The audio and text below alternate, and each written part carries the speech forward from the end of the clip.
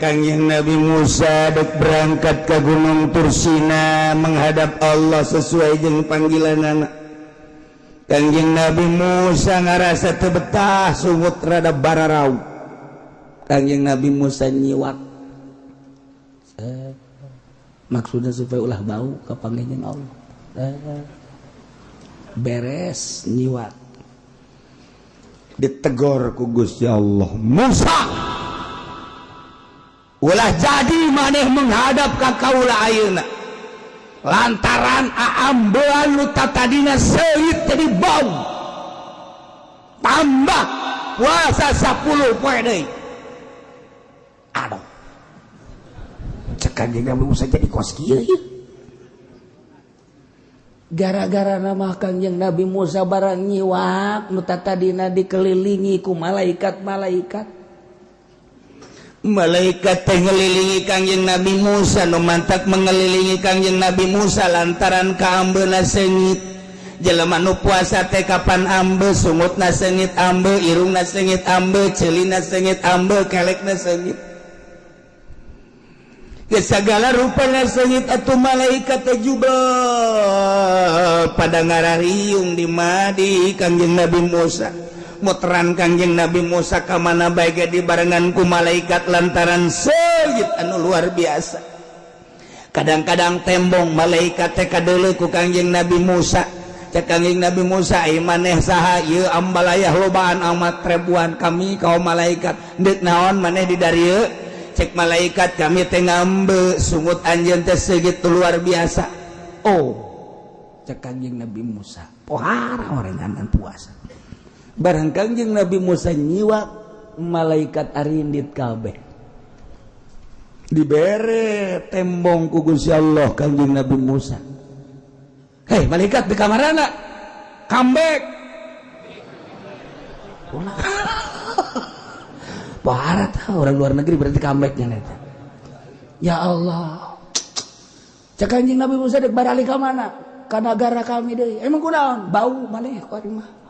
Gara-gara nyiwak bau. Ya Allah, nu mantak ditegor lah ku Gusti Allah. Musa, tambah 10 poe deui.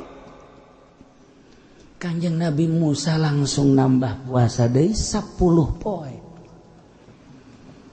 Karak didinya Kangjeng Nabi Musa berangkat ke Gunung Tursina. Mentak pantas cak Kangjeng Nabi, la khulufu fami shaim atyabu indallah min rihil miski. Yakin ai mambuna sungut jelema nu puasa leuwih seungit tibatan minyak misik. Masya Allah. Coba ge lamun dulur urang babaturan urang puasa, coba kurang amban, coba sia hah gitu coba. Coba. Haji pada nurut dan oh bisa utah dirinya urang. Pan teu akur sih cak Kangjeng Nabi la khulu pami shaim atyabu min rihil miski. Pan je boro-boro leuwih tibatan minyak misik ge jeung minyak amre ge henteu. Kun ya aneh di dituna indallah munggu Allah. Ambe jelema nu puasa leuwih seungit munggu Allah tibatan minyak misik. Kaambelah ku malaikat-malaikat. Madak lamun jelema loba dahar jauh ku malaikat. Ciri jelema nu loba dahar dayut betul. Asa jelema nu dayut jauh jeung malaikat. Cak nu dayut ge pan ngingung aing sia. Teu senang nu dayut, goblok teu kiuci. San pugu aing mah dayut ge jarang lain kurang dahar. Sebenarnya nyata pugu maksudnya kayak gitu. Aya dayut loba dahar, aya dayut aslina ti ditu. Ieu mah duni maksud teh dayut jelema loba dahar teu meunang, aya dadahareun langsung di dahar dicaplok bae. Isuk-isuk langsung kopi jeung gitu buras. Beres aya deui gemblong di dahar deui kunyana, aya deui gegeplak di dahar deui. Terus bae malah bakeur ngaji ge barang dahar bae. Naon bedana jeung orang koros eta jelema? Lamun aya jelema keur ngaji ngopi dahar eta teh bapana orang koros. Cek nu di luar sial ka aing. atuh kadanan tapa cara Kangjeng Nabi Musa 40 tingkat menghadap ka Gusti Allah. Atuh urang mah tapa teh keur ngaji tapa atuh 2 jam doang. Ieu mah keur ngaji ge teu bisa tapa masyaallah komo di imahna. Geus nyaho jasa mah di imahna mah geus pokona. Baso asup, somai asup. Kolot asup, naon deui ayo coba. Beuh budak. Naon deui kunya hayo geura. Sagala rupa diasup-asupkeun. Atuh naon beda jeung orek koros? Eta mah lamun orek koros liwat nya ge ngadadah. Sama nih ye. Sarua jeung orek koros, eri orek koros ge. Masyaallah datangkannya nama digergetan ku ucing. Emeng gregetan jasa emeng. Nyala nyumpah goblok teh jelema sial teh jelema. Emang kunaon dahar ka tulang-tulangna di dahar. Cak meng goblok cak aing acan. Mantap ku ayana. Dahar sasakeun jak meng mah atuh. Mun teu meng ge nyumpahan teh ku galedeng.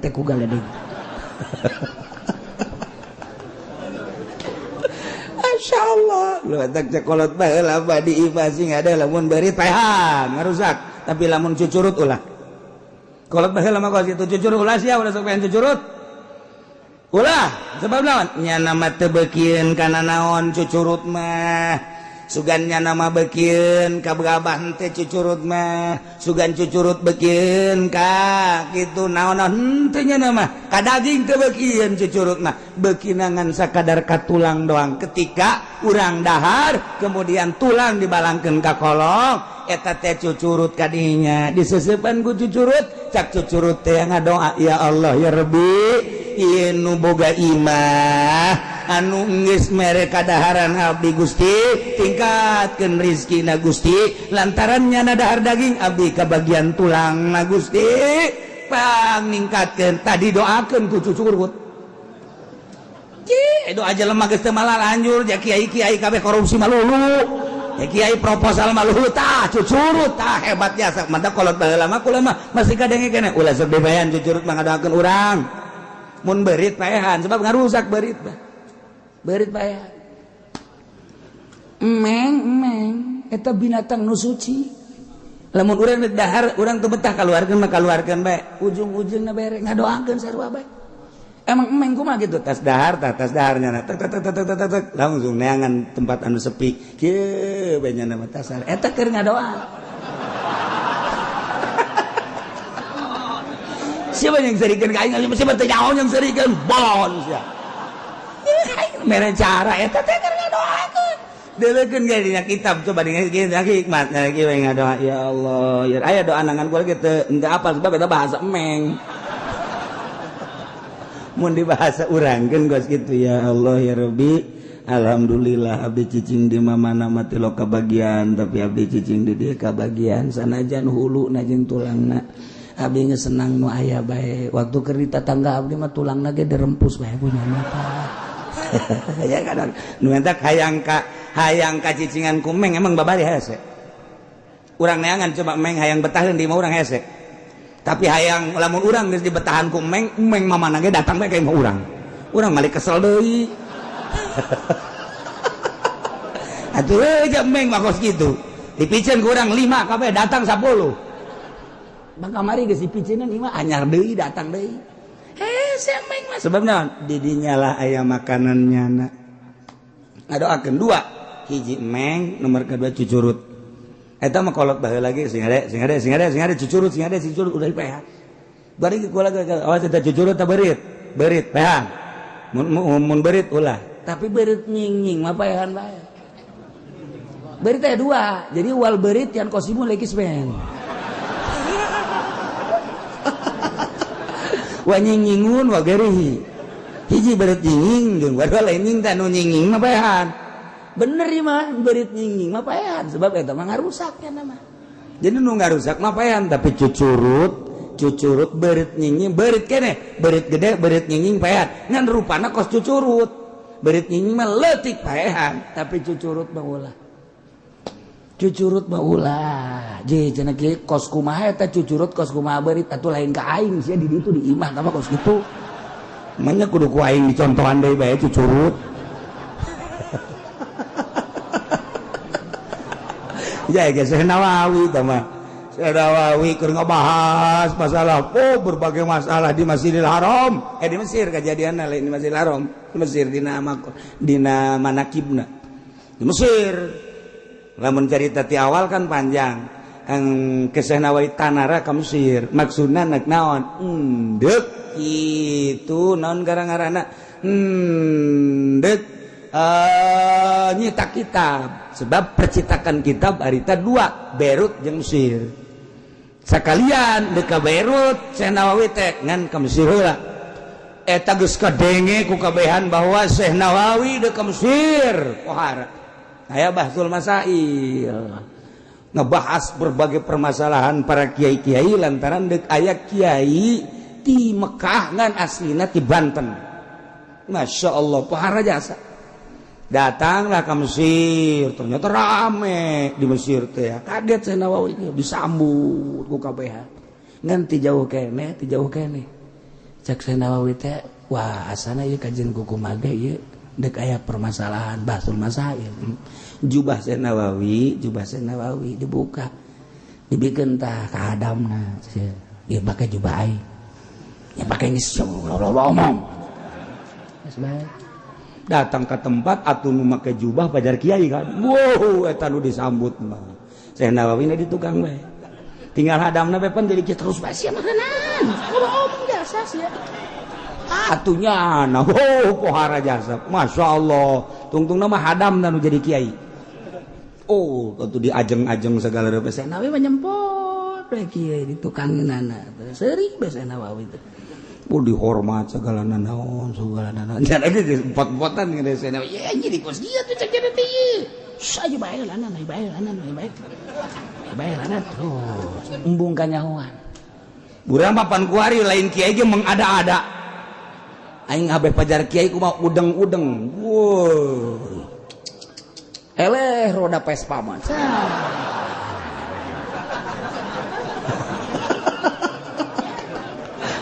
jubah 2 lapis karedang elos penting aing pajar kiai beulana Syekh Nawawi nu kiai asli embungeun disebut kiai bener bae bahtul masail kacaritakeun panjang ieu mah cepetna bae harita langsung kita ceramah Syekh Nawawi dipanggil nyana terus cak hadapna aing bisa naon atuh ieu tapi jaga Syekh Nawawi terus ngan menta cai heula jana ka Syekh Nawawi dijampean Masya Allah eta ngomong bahasa Arab masalah bisa kabeh waktu kabeh gideug bae kabeh di Mesir ge pohara jasa Syekh Nawawi itu pohara Syekh Nawawi hebat jasa padahal hadamna eta lain lalagaan heuh pohara jasa barang kanyawan geus turun kabeh terus ka masjid dara riu kabeh aya nu nyaho Nawawi mah lain eta ieu watu kabeh sasalaman ka Syekh Nawawi nu asli teh kalau asli tuh cek Syekh Nawawi teh sakitu ge hadamna geus hebat sakitu ge hadamna geus hebat padahal mah nang niup barang dicokot deui jubahna kadekeun jubah teh geus kanyahoan kuari mah dipake ilmu eueuhan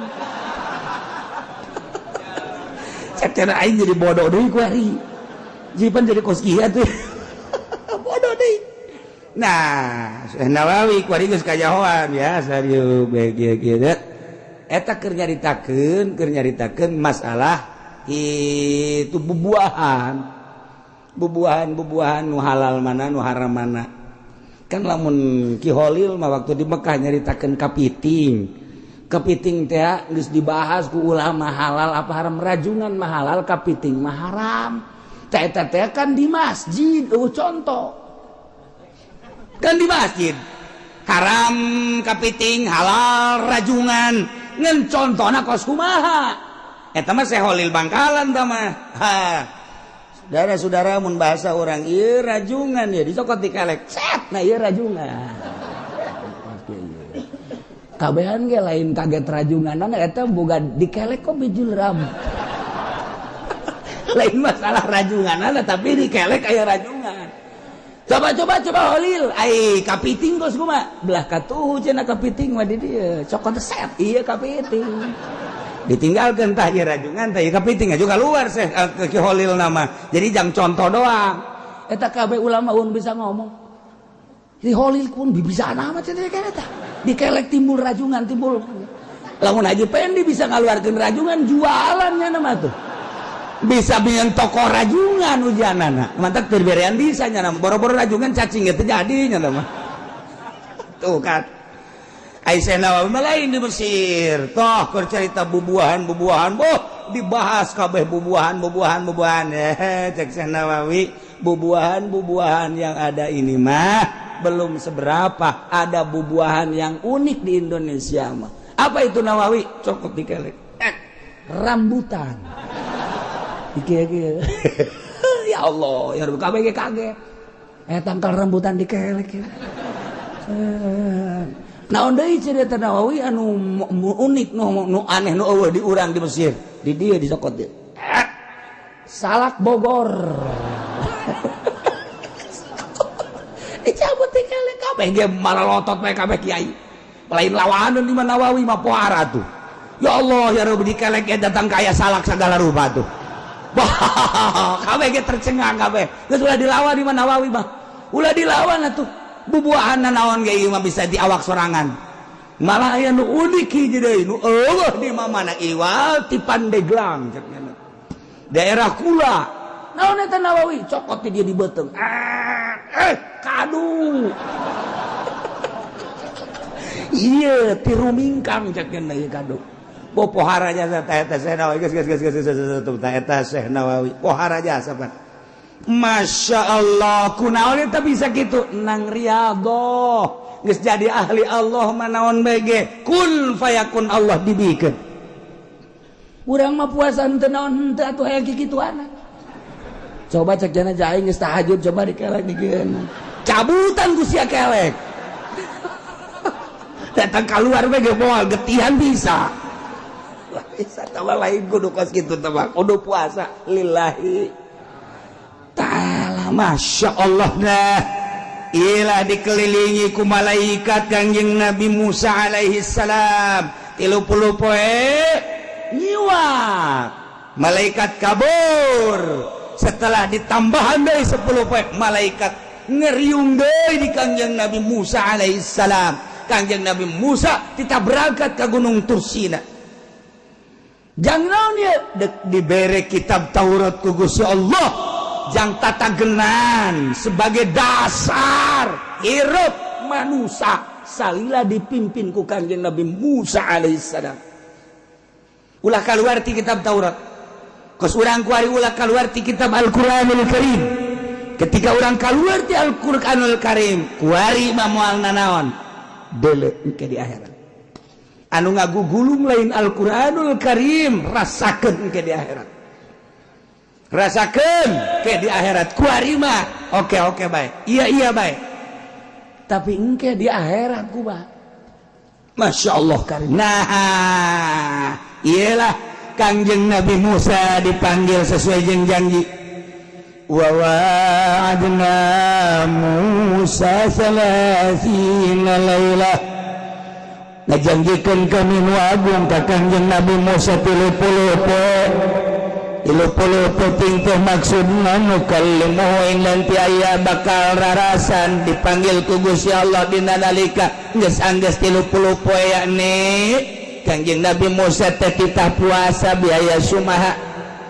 puasa 30 poe teh ieu Zulqa'dah bulan hapit atuh kanjeng Nabi Musa diparentah ku Gusti Allah pasomaha puasa kanjeng Nabi Musa barang beres puasa kanjeng Nabi Musa 30 poe an karo lupa pamihib lain deui rarasan cek kanjeng Nabi Musa ieu sungut rada kos kararieu ambeuna asa teu ngeunaheun amat teu bicara jeung Gusti Allah sungut bani bararau pastaka akhirna kanjeng Nabi Musa nyiwak make susul maksudna ngabersihan susu ngabersihan bau sungut ternyata orenganan lain deui ditegur ku Gusti Allah pamarahullahu bi asyaratin ukhra kita puasa deui kanjeng Nabi Musa 10 poe liu kalimahu bi khulufi pamihi maksudna Allah yang rarasan teh make amban urut puasa Masya Allah matak kita ditambahan dari kanjeng Nabi Musa 10 poe ku Gusti Allah wa atmamna bi asyr. Kemudian kanjeng Nabi Musa nyampurnakeun 10 poe di jumlah 40 poe patamma miqatu rabbi 40 lailah. Sampurnalah waktu pangeran mere ke kanjeng Nabi Musa waktu 40 poe tinggu hari magis 40 poe ting mantak urang puasa 30 poe hayang menang Lailatul Qadar muka lama teh urang dibentukkeun Lailatul Qadar teu kudu datang ka 30 poe 27 poe geus boga Lailatul Qadar asal puasana model tadi puasa nu bebeneran buka na korba cukup hiji bae bu nginumna sasiripit besat beres sahur korma hiji nginum sasiripit sapoe 2 poe bertahan 3 poe tinggal kicep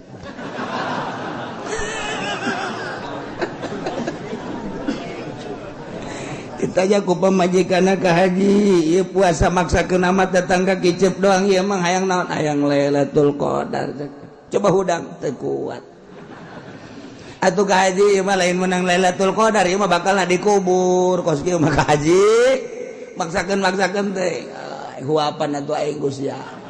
dihuapan ku pamajikanna oh ieu horeng Lailatul Qadar ieu ceuk teu kuat lamun jelema moal dibere Lailatul Qadar moal kuat ketika jelema nu neuk dibere Lailatul Qadar kuat dibere kuat ku Allah emang awak urang nu sanu Allah cak Gusti Allah teh hais manusia awak teh nang nyieun aing lain usia ulah dialku ku sia lantaran yang nyieun aing jauh kadar kakuatanana jajijeunan aing urus ku sia awak kulo dahar sia wasrobu inuman kusia wala tusrifu ulah loba teuing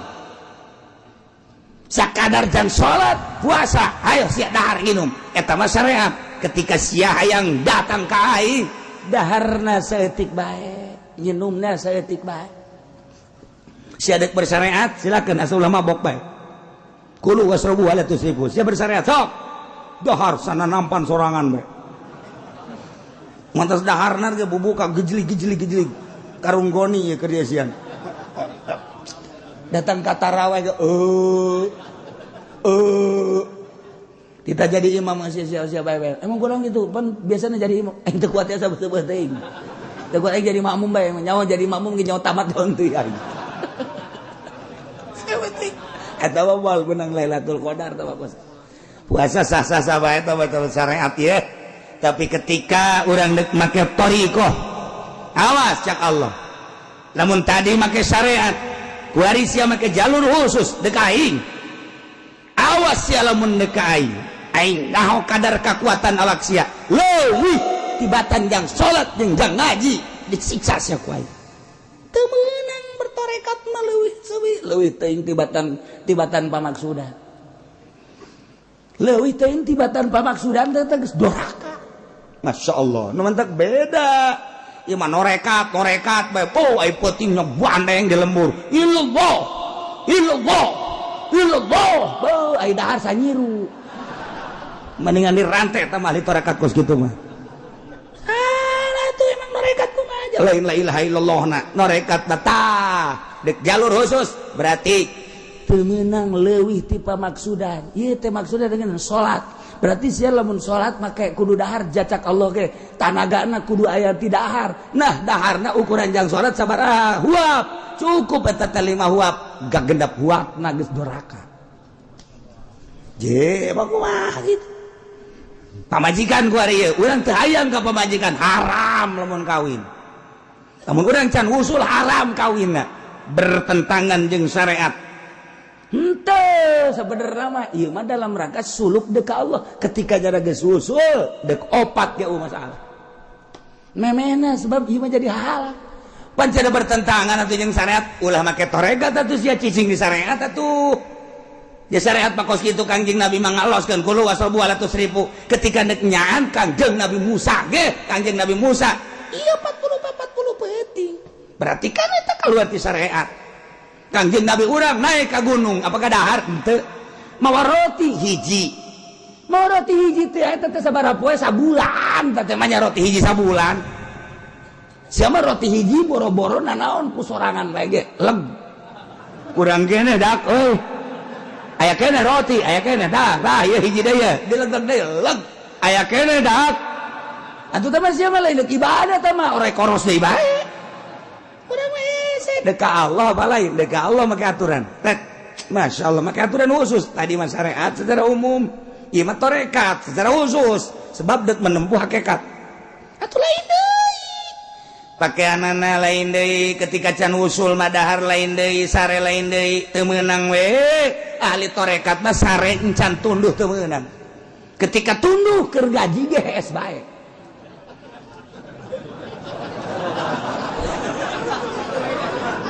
tak lamun keur ngaji naon hees eta jelema norekat eta babe teh nabek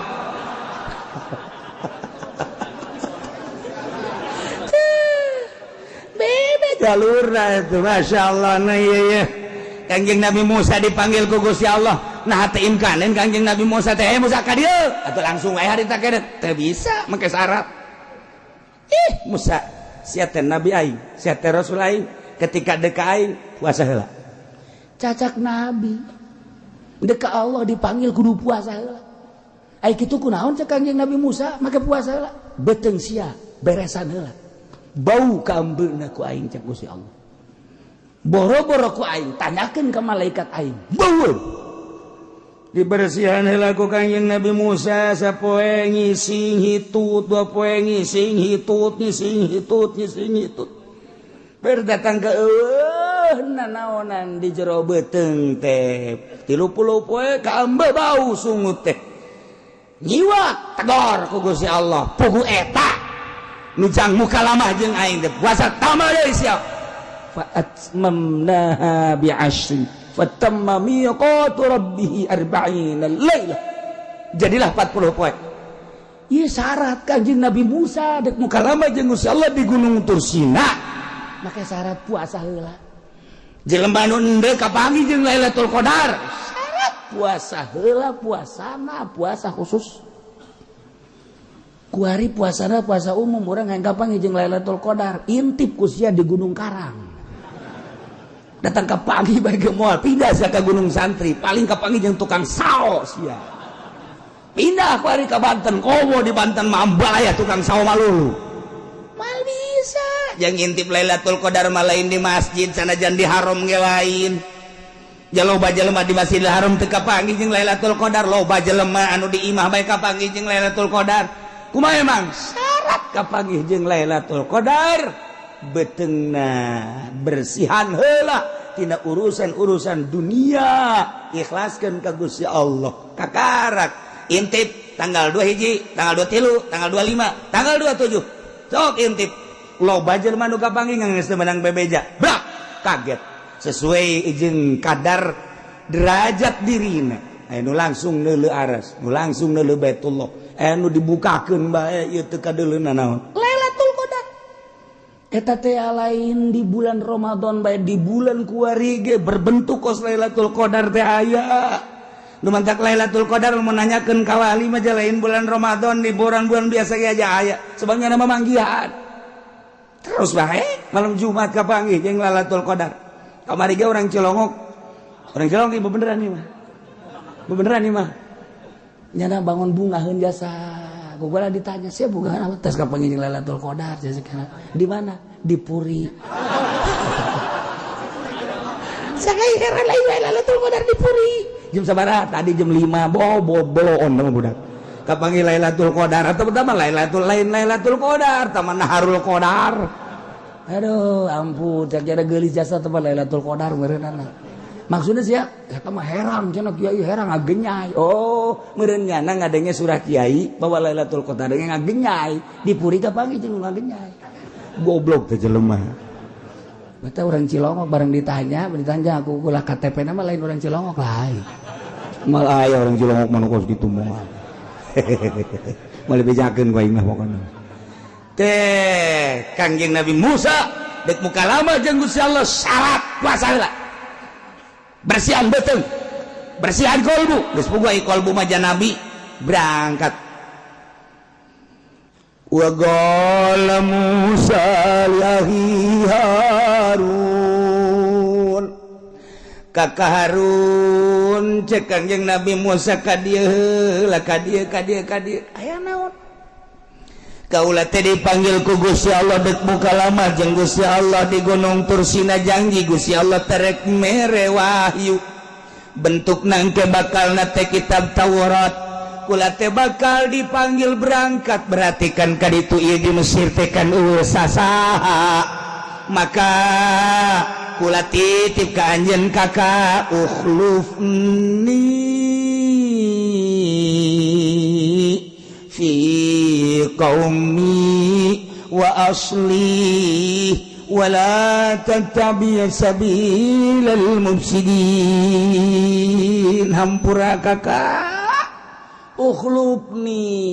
jadi pengganti abdi heula kakak teh fi qaumi dina urusan kaum kadem Harun wa asli amrahum rarapi urusan ananya kade di Mesir teh aya Musa Samiri kula geus gadenge selenting bawaning angin sanajan barican kapanggih jeung jelemana lantaran kula kaburu dipanggil ku Gusti Allah kade kakak wala tattabi sabilal mufsidin ulah rek nuturkeun kana jalan-jalan karusakan nuturkeun mah meureun henteu bimuafaqatihim alal ma'asik kumuafaqat kana maksiat ge ieu teh geus nuturkeun kana mufsidin lamun pamerintahan urang kuari teh mufsidin ngarusak lantaran urang ngadenge geus pripot teh geus berbagai triliunan rupiah lamun di daerah bae korupsi berarti kan mufsidin nya eta lain dibenerkeun ieu teh pembangunan endaan diantep mufsidin berarti toh nu prostitusi nu perzinahan itu teh akan kudu diberesan diantep punyana tuh nu judi lain diberesan diantep punyana berarti kan pemerintahan mufsidin kiai kuari teu milu ngan akur bae jeung eta sarua nu mantak nu berat mah kiai anu jadi mui eta teh lamun pamarentah tengah berantas tentang prostitusi tentang perzinahan tengah berantas tentang perjudian eta kiai nu terlibat di mui nu pangheulana bakal dikerbekeun di neraka la ieu tah wala tattabi baca tah Qur'anna wala tattabi sabilal mufsidin ulah sok nutur-nutur kana jalan-jalan nu tukang ngarusak carana bimuafaqatihim al ma'asi ngakuran kana ku ngakuran mah ge tak eta teh geus akur pemerintah teu ngayakeun gerakan amar ma'ruf nahi munkar mui ta sirano siratu Malik cima teu nyaho tuh tokecang bae sirana siratu tah sirana siratu eta ratu teh awas tah eta bahasa kolot baheula wali eta je emang kumaha kita teh artina aing mah cicing bae endeu kumaha sang ratu bae aing mah eta teh sarua kos kitu digejeburkeun ka neraka jahanam mantep amit-amit aing mah jadi mui ye kiai kos urang mah kos kieu tah di mui henteu di NU henteu di Muhammadiyah henteu suacablakna ngomong sabodot teh menyaritakeun Al-Qur'anul Karim atuh sabodot teuing sama ji hitung-hitung dakwah bae aing mah tuh ngadawahan pamarentah ngadawahan kiai-kiai ngadawahan ustad-ustad ngadawahan tarolah kiai-kiai mah jaman urang nana nu ngararaji ieu mah ka dieu mah lain kiai bangke kiai mah lulu ja ieu mah atuh jeung nu bodoh bae aing mah ka ieu teh jadikeun nu bodoh ngaji mah tuh maksudna mah lain kos kitu yu urang babarengan ketika aya pamarentah salah tegor mentak kula mah negorna melalui ngaji lamun ceramah melalui ceramah eta ge bentuk teguran abeh naon ke ketika dipanggil di Robul Jalil Uce maju sia aduh aing waduh tinggal kaji pendek bae hayo sia emangnya mah kitu bae ka aing mah ya itu tenang bae sabaraha tahun sia hirup di alam dunia Iya, tulisan iya Pak. Malaikat ya. Naon gawe sia? Ngaji. Saya di pemerintahan sa Jokowi. Aju gubernur siasa Nenggelis. Ganti ku atau aktor. Bupati sia Zaki. Camat sia nggak dibejakeun bae ngaranna. Orang Cilongok. Lurah sia dibejakeun. Betak. Waktu sia hirup di dinya pemerintah pernah henteu ngadakwahan ngancur-ngancurkeun prostitusi persinahan henteu sia sicing bae tanyakeun ka tongtrong ulah poe minggu nongtrong dong maksudna deuk ngabejaan tah pemerintah teh teu pernah ngabrantas eta. Pemerintah itu korupsi teh dedengean mah korupsi teh jauh aya asli namangan dedengean we koran aya televisi aya jeung jelema-jelema nu deukeut ka pemerintah bejana nyana korupsi atuh geus teu nyaho nya teu dibere bere ge saeutik. Aju siap pernah negor pernah ira negorna melalui pengajian kugula ditegor eta teh bentuk negor kaula coba dipasang CD-na aya ke CD di itu. Iya, bang wasidi enggak itu, ayah. Bener. Cak Gusti Allah, malaikat, haji uji salametkeun. Mantap biasa, guys, mantap biasa, guys lah. Eta bentuk dakwah, itu negor-negor acan atuh kumaha. Tuh, tanu di MUI cicing bae, di NU cicing bae, awas. Di Muhammadiyah cicing bae. Kuari nurada dakwah bebeneran mata HTI bangun bebeneran bangun wallah alam bener jeung teu nama bebenerannya nama bangun Al-Qur'an nyaho teuing nyan jeung teu nama ngan suara Al-Qur'an didengungkeun mana nu ngadengungkeun suara Al-Qur'an aya ujian Banten di jerona make aturan jihad bahwa salah satu kewajiban bangsa yang umat Islam adalah jihad fisabilillah dijadikeunlah mata pelajaran kemudian dijadikan kitu ujian kuari kapan dikritik ke pemerintah tuh masalah tuh urusannya anak mah di Banten asal satu sanawiyah jeung aliyah kata kos gitu di mana cenah ki Banten aing teh nyaho bukan kos gitu bae tah eta kan kritik urang dek ngadirikeun secara praktis pasti dikritik baik di orang sebab lain negara Al-Quranul Karim negara Pancasila demokrasi di aku lama ente non gitu karena ente ikut secara praktis sakadar ngabahas kos gitulah Al-Quran jadi majang nyanak kene ya pemerintah ge agama nama Islam bupati mau ditanya agama mana weh sama suruh saya turun Habib ya tuh nenggelis ge Islam saya wali di Pandeglang nu kaluan nu jarra di bupati apun eta si neng deui bae eta ku poloan urang Pandeglang nu dipilih neng deui bae eta kan berarti kan kiaina kadari itu kabeh nah eta engke pan kita tanggung jawab di Rabbul Jalil emang kumaha gitu ulah mah ngan sakadar caritakeun doa buat teuing di dieu ge lamun si neng mah gua lagi milih teh Kangjeng Nabi Musa tadi bersihan tek urang teu ngabersihan bagi hese jasa urang mah kadang-kadang teh lamun kurang-kurang nama kos si anu katuh cakaten naon mikiran batur sorangan bae ka Allah si anu mah katuh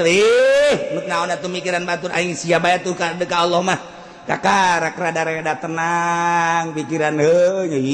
di akhirat bah engke mikiran batur bae ku sorangan tanggung jawab lah batur di kaluar-kaluar sorangan tek ngaji nyaritakan urusan dunia makhluk dunia pek tapi ketika berangkat ke Allah serangan sebab nu tanggung jawab amal nu dibawa nu sorangan